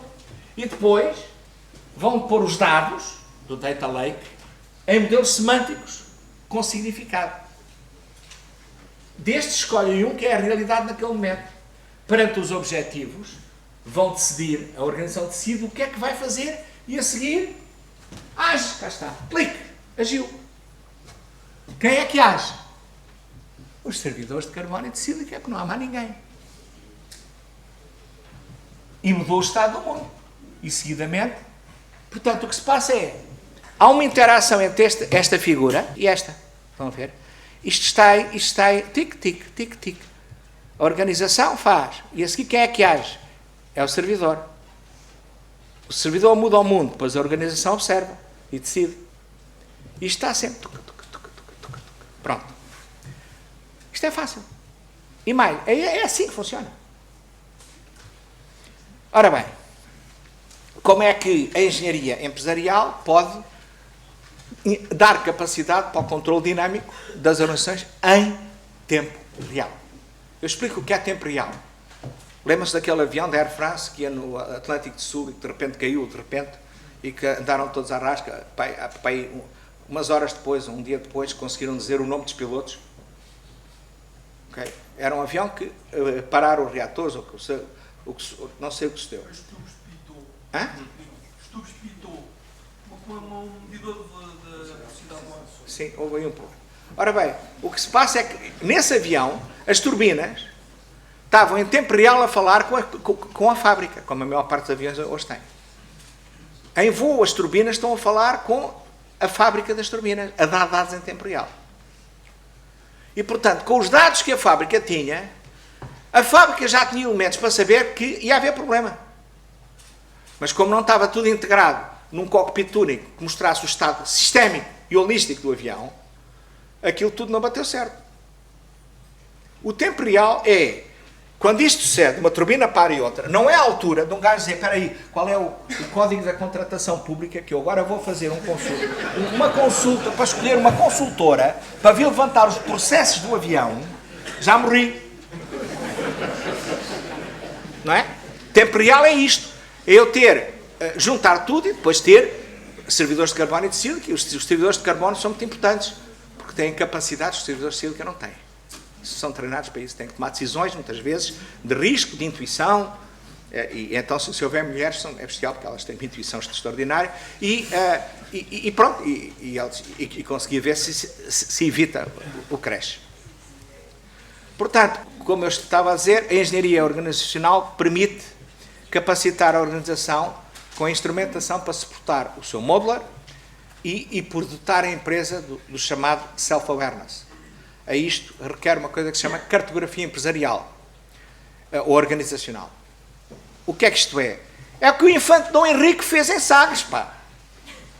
O infante Dom Henrique escolheu ali um sítio onde estava o sistema operativo dos descobrimentos e reuniu know-how para começar a fazer uns mapas de navegação e depois mandou a malta navegar, não é? Vai lá navegar e vai aprender. Os que sobreviviam vinham e corrigiam o mapa. E um gajo ia atualizando o mapa. Estão a ver em tempo real. É isto. É isto. Como é que é possível hoje governar organizações complexas sem termos cartografia empresarial, pá? Atualizada. Atualizada. É impossível. É tão complexo. Isto é tão rápido. É impossível. Portanto, temos que dotar as organizações desta capacidade de se ver ao espelho através de um instrumento que permita, em qualquer momento, ver a realidade empresarial, a realidade que é a realidade partilhada por todos, que todos interpretam da mesma maneira, quer a estática, que é o momento presente, quer a dinâmica, que são as coisas que estão em projeto, em desenvolvimento. Portanto, é preciso um instrumento que permita extrair múltiplas vistas em tempo real, conforme os contextos de ação dos atores e das missões. Por outras palavras, um Google Earth empresarial. O que a gente quer é um Google Earth empresarial, pá. Eu quero ver os esgotos, vejo. Eu quero ver os museus, vejo. Estão a ver? E aquilo é coerente. Normalmente o esgoto não passa por dentro do andar principal do museu, não é? Há ali qualquer incoerência. Portanto, nestas representações tem que lá estar os atores todos, os recursos, as regras, os atos, os fluxos, os sensores e atuadores. Uma quantidade de coisas. E a malta disse, isso é impossível. Caraças é que é impossível. É preciso engenharia. Não é nada impossível, pá. Eu hoje meto sensores aos bilhões de todo lado, com a internet of everything, tenho meios de comunicação de todo lado. Eles estão-se a meter, aliás. A gente não está a controlar o que se está a fazer, que é diferente. Que é diferente. Portanto, e fundamental, nesta construção da representação do todo sistémico de uma organização, em informática nós temos isto muito claro, é a coerência, a completude e a concisão da representação. Isto é, em cada momento eu tenho que arranjar naquela representação, compilar e não haver bugs. Vocês experimentem fazer isso, por exemplo, olha, por exemplo, a legislação legal portuguesa. Aquilo tem bugs por todo lado, não passa da terceira linha. Está tudo incoerente, incompleto. É um desastre. Não é possível alguém estar legal em Portugal. É impossível. Isto não é uma anedota, é verdade. É impossível. A não ser um gajo que esteja morto. Ora bem, portanto, este simples processo de construir, que isto não é uma coisa que se faça assim, não é agora ir aí uma companhia, olha, venda-me aí um Atlas. Não, isto é um processo que tem que ser feito pelos atores da organização. Porquê? Porque só quem faz é que sabe. Só quem faz as coisas é que sabe o que se faz. Eu não estou a dizer que está bem feito ou mal, isso é outra questão. Mas eu sei que estou a falar aqui. Portanto, se alguém me está a dizer que eu estou a fazer outra coisa, eu sei que é mentira. Eu sei que estou a falar aqui. Portanto, como é que eu posso aceitar uma representação que não captura o que eu sei que está a suceder? Portanto, é preciso levantar isto e ao fazer este processo de uma forma construtiva, nós vamos conhecendo o nosso self, consolidando, tornando-o coerente, detectando inconsistências, melhorando toda a organização. Portanto, já agora, isto que está aqui, o Sistema Operativo da Noção é o título da última tese de doutoramento que eu oriento, de um estudante que está aqui, que foi Eda Lake, que tirou vários mestrados aqui, um no técnico, depois tirou o POSI, é dono de uma cadeia de empresas na Madeira e depois tem interesse em estudar mais. Eu disse, então agora vais explicar o que é o Operating System da organização. que é distribuído, não é uma coisa central, tipo a Alemanha, não, não, é a Malta. E ele é metido. Mas ela tem o seu sistema operativo. Este sistema operativo recorre a nível sistémico e holístico a instrumentos de governação organizacional. Governação. Governação não tem nada a ver com comando executivo. Governação é a capacidade de tomar conta do todo, do sistema, e manter a sua coerência, a sua completude, a sua consistência. Portanto, isto envolve toda a organização. Todos. Porque eles são a organização. E eles é que conhecem o que se passa na organização. Portanto, nós chamamos isto, a organização hoje precisa de um atlas, e já agora, felizmente, após muitos anos de investigação, mais de 25, há tecnologia portuguesa, que já está no mercado, de um atlas que é do mais avançado que há, okay, que já está a ser usado em algumas grandes organizações em Portugal, e, portanto, que tem a capacidade de ir sendo alimentado e construído para capturar a realidade em muitas dimensões. Estas vistas, através do atlas, permitem, através de linguagens especializadas, sei lá, por exemplo, a vista dos recursos humanos, a vista financeira, a vista da relação com clientes, a vista da parte do IT, isso mas tudo coerente, isto é, tudo isto tem que compilar, não pode haver bugs. E permite depois fazer simulações importantes para ajudar à decisão, como é evidente. E, portanto, a construção, o simples construir, tentar operar um atlas numa organização, isso em si já é um processo de modernização, se quisermos hoje na palavra moderna, transformação digital em curso. Só o tentar construir o atlas. Portanto, isto é uma coisa de tal maneira importante que isto não pode estar delegado a nenhuma das dimensões da organização, tipo o departamento de organização e métodos, ou a informática, ou a auditoria, não. Isto tem que estar debaixo da responsabilidade ao mais alto nível do CEO ou do presidente da empresa, que tem que pôr o pescocinho no sítio. Aqui está este conceito, que isto tem que estar ao mais alto nível da governação, liderada pessoalmente pelo CEO, que tem que assumir a responsabilidade. Isto é um projeto absolutamente estruturante, e o atlas está no core do sistema operativo nacional. E agora vou acabar com algo que é realmente o mais fundamental da mensagem que vos quero passar. E que tem a ver com um desafio que é o seguinte, meus amigos, a evolução futura, com as máquinas a progredirem como estão, a meterem-se no nosso meio, em todo lado, nós estamos rodeados de instrumentos, neste momento de sílica e em breve de outras tecnologias, mas que no fundo que fazem coisas parecidas. Nós estamos rodeados numa densificação brutal de equipamentos poderosos, onde deixamos footprints por todos os lados, tem capacidades de raciocínio, decisão, etc. E temos aqui um problema. É que muito em breve a gente tem que dizer assim, quem é que a gente quer que comande isto? Nós, humanidade, ou são as máquinas? Podemos discutir isto do ponto de vista, como por exemplo o professor Arlindo muito bem tem vindo a escrever e a divulgar e a fazer um trabalho notável, não só o professor Arlindo, outros colegas nossos, sobre a inteligência artificial. Podemos discutir isto no domínio estrito da inteligência artificial. E eu estou a dizer que há aqui um domínio muito importante a endereçar. É no domínio da engenharia organizacional. Nós temos que desenhar as organizações de tal maneira que o controle último seja sempre dos humanos. E nós, em engenharia organizacional hoje, pensamos que temos os instrumentos e as teorias e as técnicas para poder endereçar esse desafio. Não tenho uma solução, mas penso que temos o caminho.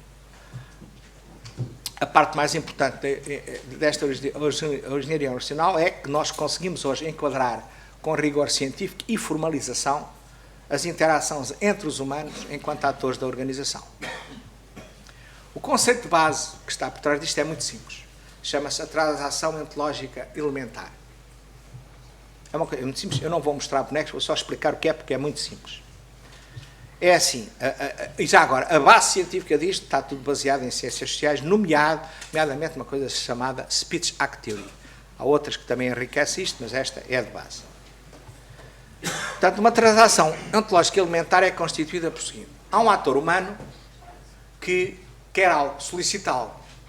Por exemplo, eu estou aqui, vou a uma loja, uma florista, eu quero comprar umas orquídeas bonitas para oferecer à minha mulher para amanhã. E eu chego lá e digo, olha, eu queria umas orquídeas assim, assado, e falo com uma pessoa da loja que está ali para me atender e que tem autoridade para poder fazer algum compromisso comigo, uma venda. Portanto, eu tenho um request, quero orquídeas dessas coisas. A pessoa está lá e diz tem, não tem, a gente está ali a trocar umas conversações, entramos, não estamos a mudar o mundo, estamos só a conversar, nós nisso portugueses somos bastante bons, conversamos muito e finalmente entendemos.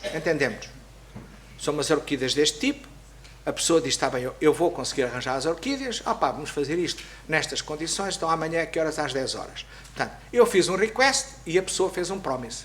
Ou não fez, não tem condições de fazer, olha, não posso, tenho que ir por outro lado. Admitamos que fez o request.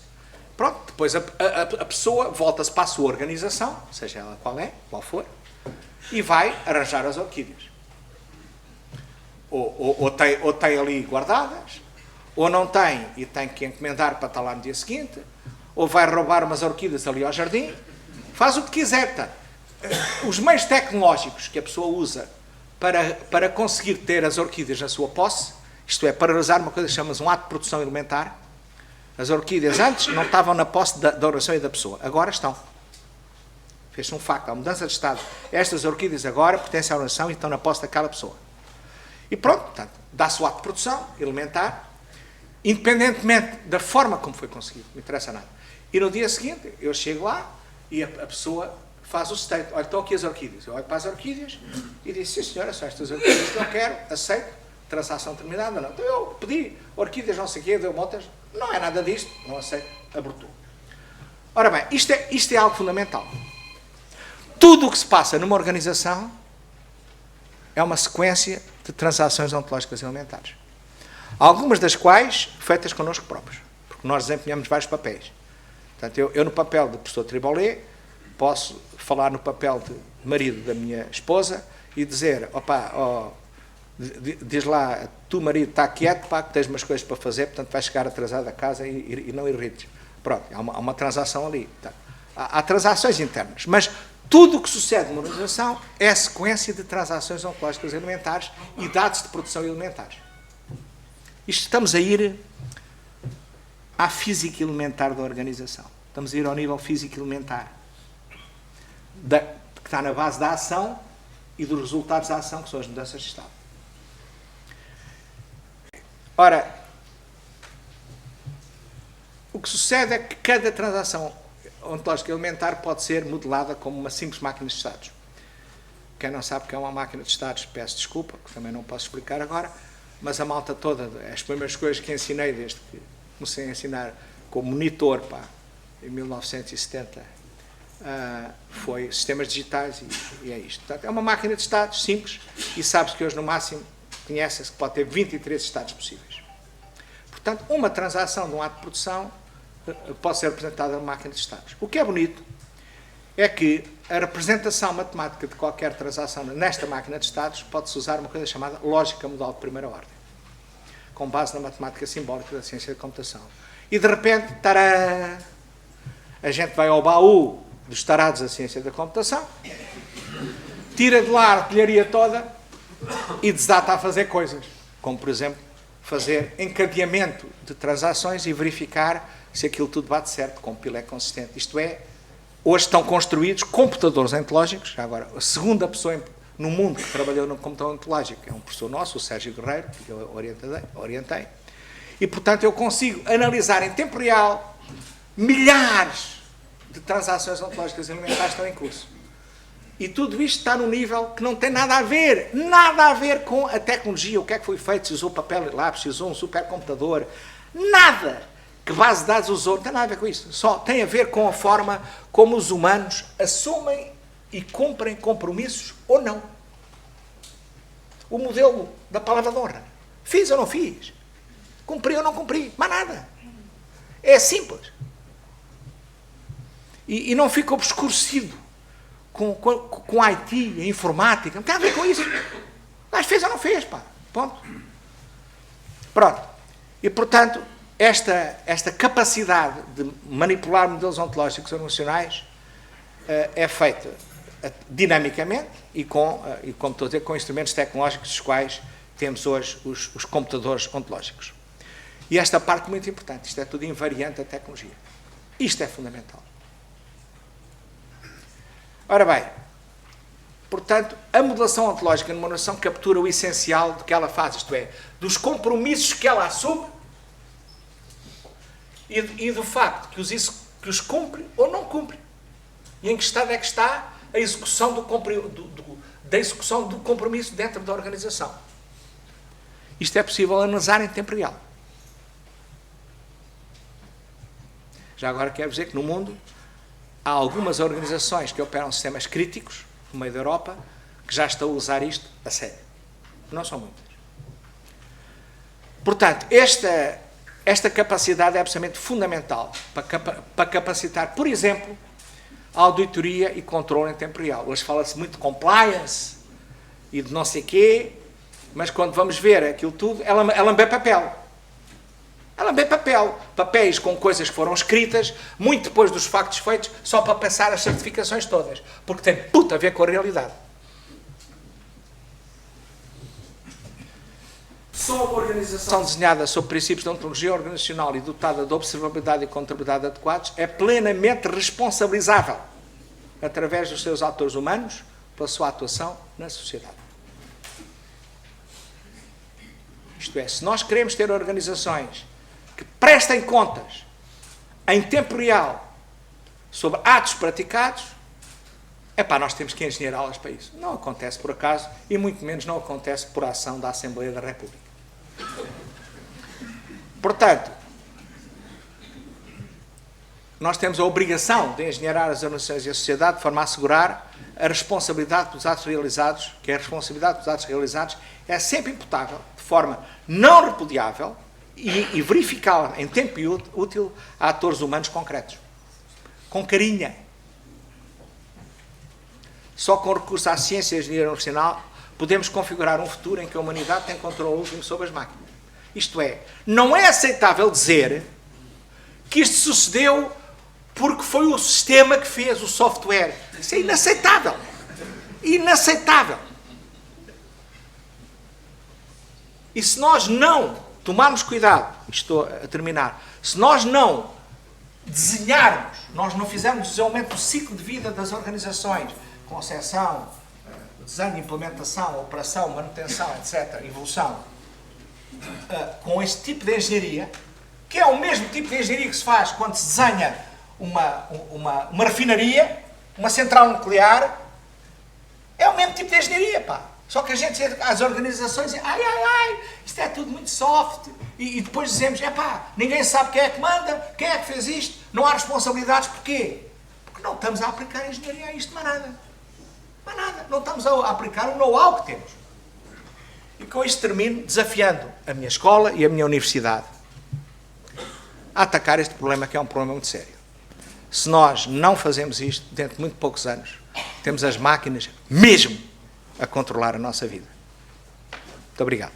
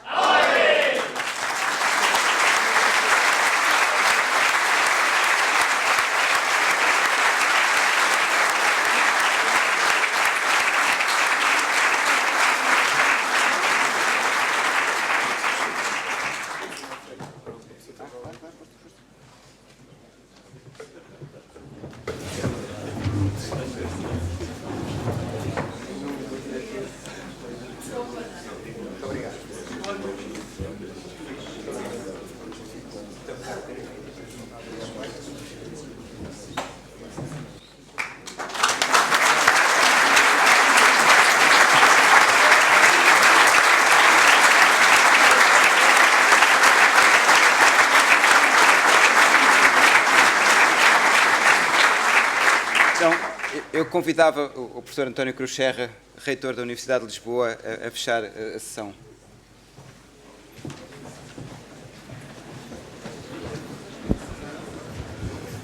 Muito boa noite, boa tarde a todos. Isto é eletrónica, hoje também não está bem, não é só informática, está baixinha. Em primeiro lugar, o reitor da Universidade nunca fala nas jubilações e, portanto, quem não resistiu à tentação foi o professor de Instrumentação Eletrónica e professor do Departamento de Engenharia Eletrotécnica, que não é do INESC, nem nunca foi, porque toda a gente que aqui esteve ou foi orientada por ti ou era do INESC, de vir agradecer-te em nome da escola tudo aquilo que fizeste pela escola e tudo aquilo que fizeste pelo Sistema Científico Nacional.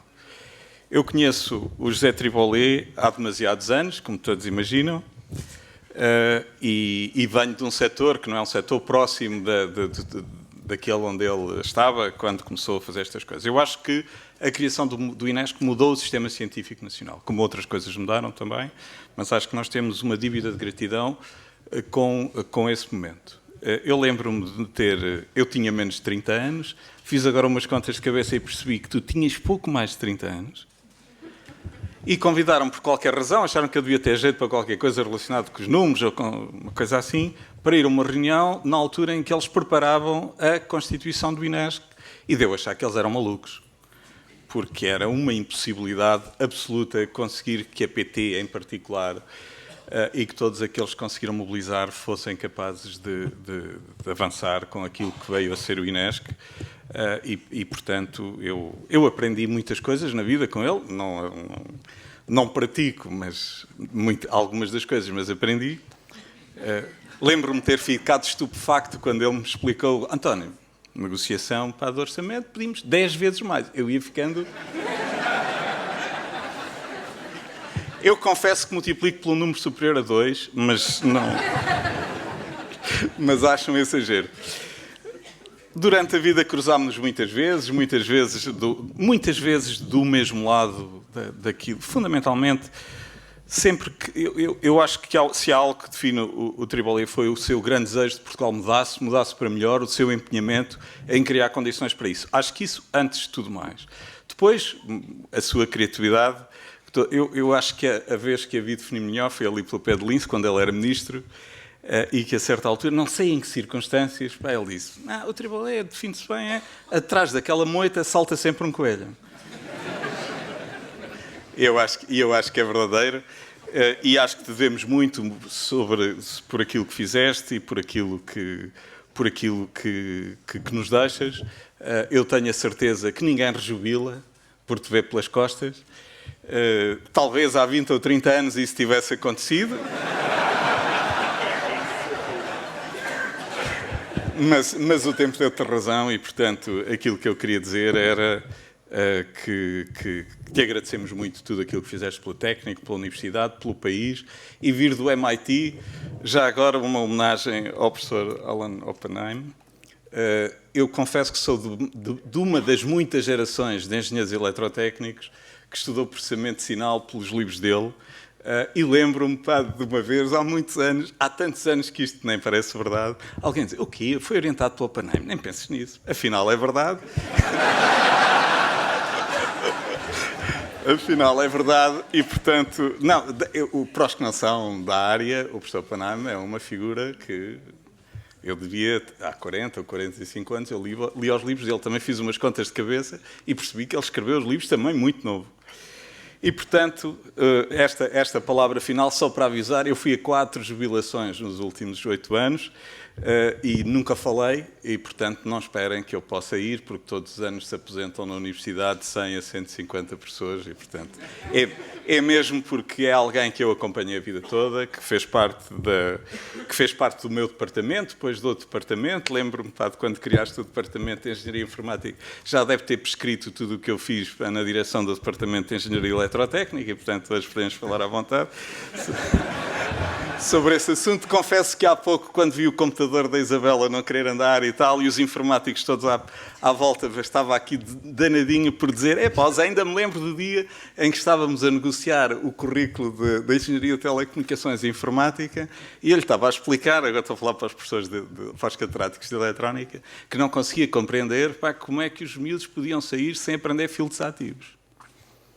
E ele, obviamente, não há resposta possível, exceto a que ele arranjou, que chamam um engenheiro eletrotécnico, quando for preciso. Muito obrigado a todos, muito obrigado.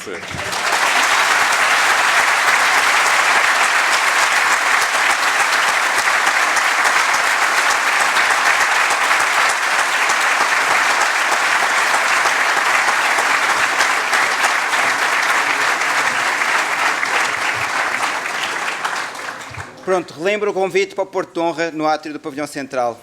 Até já.